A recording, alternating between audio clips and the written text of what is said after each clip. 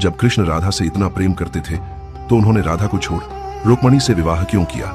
यह सवाल नया नहीं है, यह वही प्रश्न है जो सदियों से भक्तों के मन में रहा है।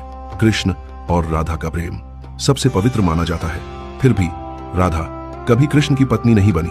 क्यों? इस कहानी को समझने के लिए हमें पहले यह समझना होगा कि राधा कौन थी।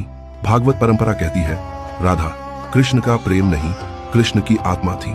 जहां कृष्ण थे वहीं राधा थी, लेकिन आत्मा और शरीर कभी विवाह नहीं करते, वे अलग होकर ही अपनी पूर्णता दिखाते हैं। अब आते हैं रुक्मणी पर। रुक्मणी विदर्भ की राजकुमारी थी, एक राजधर्म निभाने वाली स्त्री। जब रुक्मणी का अपहरण हुआ तो कृष्ण ने एक राजा की तरह, एक क्षत्रिय की तरह उन्हें स्वीकार किया, क्योंकि कृष्ण का एक रूप था गृहस्थ और एक रूप था प्रेम। राधा उस प्रेम का स्वरूप थी जो किसी बंधन में नहीं बंधता। रुक्मणी उस धर्म का स्वरूप थी जो समाज को चलाता है। महाभारत और पुराण कहीं भी यह नहीं कहते कि कृष्ण ने राधा को छोड़ा। कृष्ण मथुरा गए, द्वारका गए, लेकिन राधा उनसे अलग नहीं हुई, क्योंकि प्रेम साथ रहने का नाम नहीं, एक होने का नाम है। राधा को छोड़कर कृष्ण ने विवाह नहीं किया, कृष्ण ने विवाह किया क्योंकि दुनिया को जीना सिखाना था।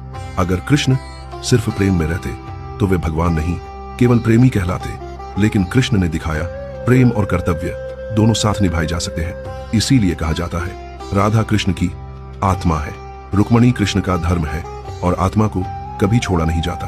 अगर आपको लगता है कि प्रेम सिर्फ पाने का नहीं, समझने का नाम है, तो कमेंट में जय श्री कृष्ण जरूर लिखें।